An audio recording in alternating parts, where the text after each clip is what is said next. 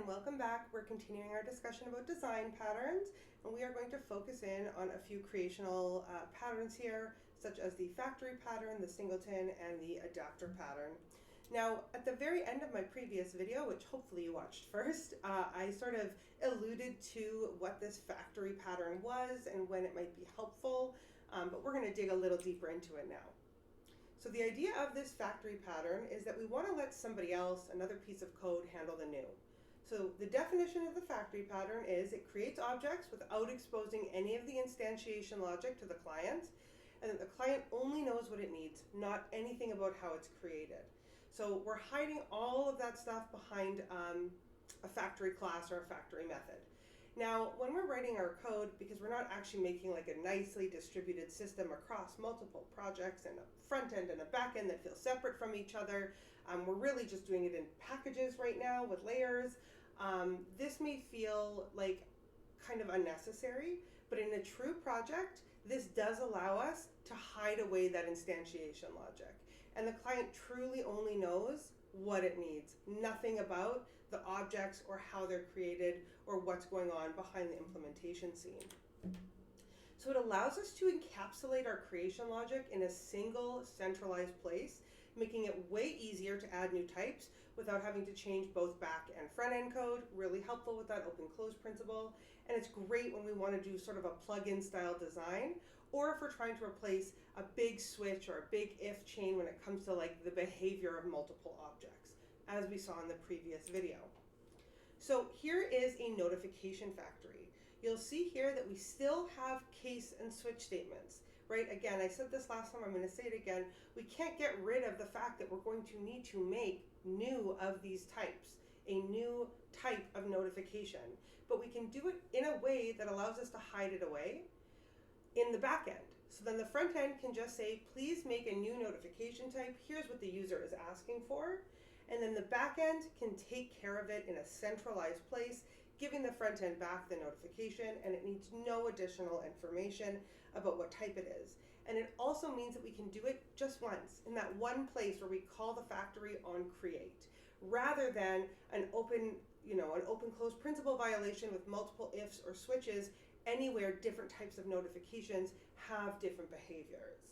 So even if sometimes we need a new notification, email notification, and sometimes we need a new SMS notification, we're able to centralize all that, put it in one place, and then we can use our factory class, notification factory, right down here, and we can create whatever type of notification we need and handle it internally. Yes, like I said, it does leave behind a mild open-close principle violation, but not really. It's centralized, right? This allows us to set up these OCP-friendly variations. So there are abstract factories, factory methods with some type of registration system. Some languages allow for using reflection and surface loaders to load the implementation more dynamically. If you look up factory with registration, you'll find you'll find some very interesting info about this. If you went to that Refactoring Guru website that I mentioned in the previous video, they do talk a fair bit. They do have that pattern listed and how it works and how to use like a registry. Cool, that's it for factory pattern. The next common pattern that we see is going to be the singleton pattern. And the idea of the singleton pattern is that there is only one of that class type ever. It doesn't matter if you're running it on 100 different machines concurrently, if you've got just one machine, if you've got whatever it might be. We only need one of this type of class that allows us to sort of host information from a class that is not tied to an instance, similar to a main class. So this effectively allows us to ensure a class will only ever have one instance in the application, and we are able to sort of provide a global access point to that instance. Within your projects, you might find yourself using this in a few scenarios, such as a settings manager, app configuration, or a logging service. However, we have to be very careful with overuse of singletons because it can quickly turn into a hidden global state object. And if we're doing that, suddenly we're very tightly coupled to our code. It becomes much harder to test. And as everything, if we overuse it, we end up in an anti-pattern. It's not actually giving us the benefits of using it, of appropriately handling our situation. Even in most scenarios, we will prefer dependency injection so that we can control the lifetime and scope of objects. If we have a single global access point singleton variable, everybody can use it. It's very hard for us to control the behavior around it in testing scenarios, and it can become sort of unpredictable on how previously set up code might be affected should you change that implementation later. So let's take a look at an example. So here we have a settings manager. It's a public settings manager. You'll notice that we have a private, static, final settings manager instance, okay? So it is final, it is set on runtime because it is also static, on compile time because it is also static, and it's not accessible in any way, shape, or form from outside of this class. You'll also see that we have a default constructor, but it's not just, leave it blank, we don't have to write it because Java gives us one. We have to actually write an empty default constructor because we want to set the visibility access to private. We don't want anybody to be able to call this constructor at all. We just wanted to use it for this single instance setup. After that's been done, we can then allow this single instance to be accessed through a getInstance method. So now we can have a public static settings getInstance. To access this instance, we can say settings manager.getInstance, and now we have access to the single instance variable, the single object that is associated with this class. Now, we also could just make it a purely static class and make all the methods static. Do we really need to have an instance?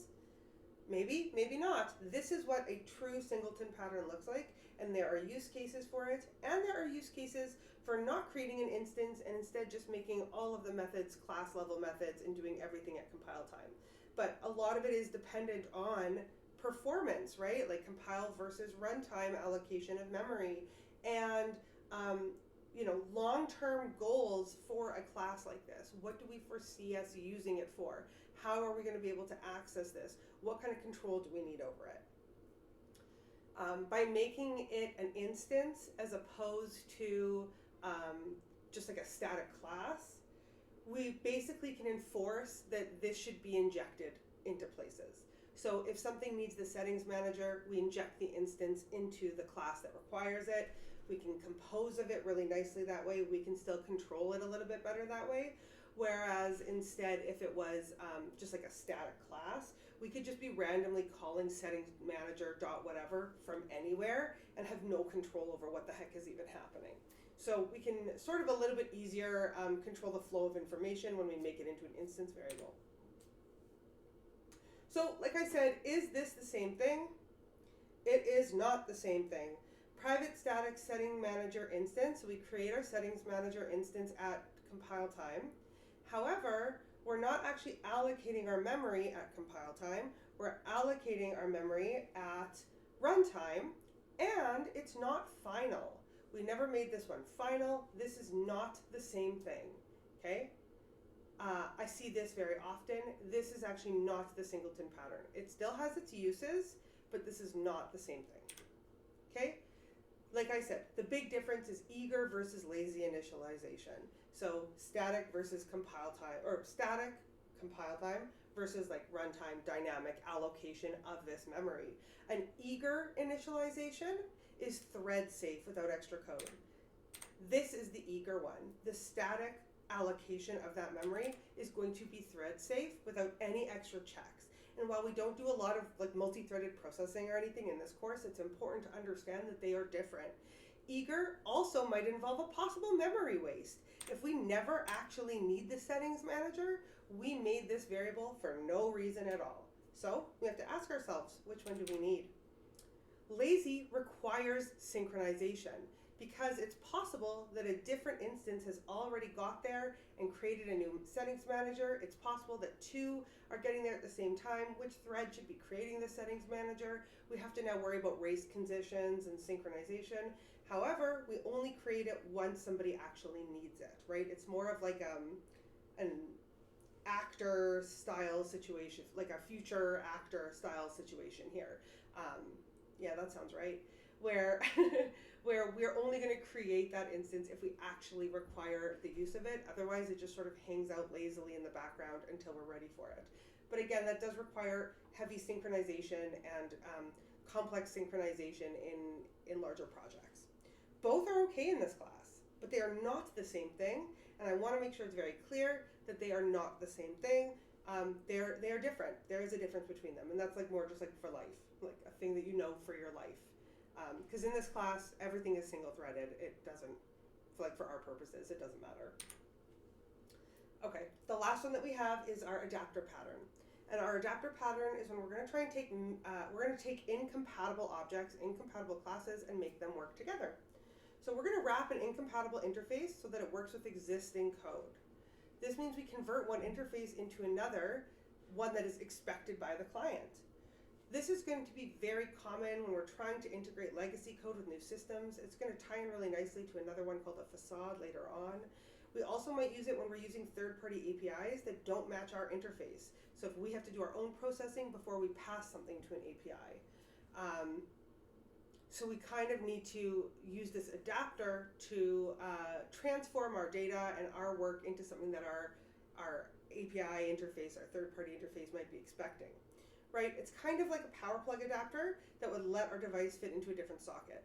So if we have a device that is like a Western, like a North American plug standard, and you're going to Europe, you can buy an adapter that will take your plug and make it into something that the US or the Europe standard will be able to handle as well. It's the exact same idea. We just need to create that little box to ensure that the flow of energy, in the case of the analogy, the flow of energy can come out of our device and go into whatever the Europe outlets are expecting. So here's some code. We have this interface printable. We can see that we have this legacy system here where we have a document, and the document can have some text in it, right? We have our old legacy printer that took the document in and did some work with it. That was our old system. So now what is it that we're going to do? Well, we're going to make this interface printable. You'll notice that we actually don't touch the document and legacy printer class at all. So the legacy system remains untouched. And instead, we make this new adapter and we implement printable. Why are we implementing printable here? Well, we can then pass in our version of the legacy printer into our printed adapter, and then we can use it appropriately. So perhaps previously we could only take in, as you can see here, a document, but now in our new system, we want to be able to take in any kind of string message. It might not be of type document, so what do?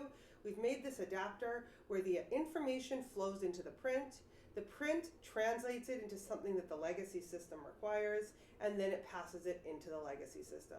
This does not affect any code that was previously written. It can all still use the old legacy system, but here we are using the new printer adapter for the new code that's coming through, coming down the pipeline. We have some real world examples of this as well. So there's the Java util arrays function as list. This takes a regular string array and it will adapt it to behave like a list. So it takes in the string array and it comes out with a list. Input stream reader, very similar. The input stream reader will take in raw bytes and it will adapt it into some kind of a reader, something that will actually read characters. So we've used these before without even really realizing it. Now, of course, this is only 3 patterns. We did a little bit of strategy pattern in the last video, and we have more to come. But just looking at these 3 here, we can take a look at these different patterns and sort of compare them based on their flexibility, their testability, and their complexity. And we can sort of see that all of them are relatively easy to implement and pretty helpful overall. But there is some differences in their flexibility and testability. So asking ourselves, does this pattern solve the problem, can start to become a bit more complex depending on what the problem is and what the need is given the situation. So I've put some really messy code here, just because not all of us will necessarily have code that fits into one of these 3 patterns right now in our project. So I'm giving you some messy code here that can be refactored into any of the 3 patterns that we reviewed today. So I've specifically chosen code here that could be refactored into using an adapter pattern, a factory pattern, or a singleton pattern. So go through this code and refactor it using one of the patterns based on what you think makes the most sense, and then bring it back to your group and have a discussion about it. See if you all sort of landed on the same page, and you can talk a little bit about why you thought one way over another, and it could sort of it could breed some really interesting conversation on different ways in which we solve problems. With that, I'll say thank you so much, and I will see you in the next video where we will continue to explore different design patterns. Bye everyone.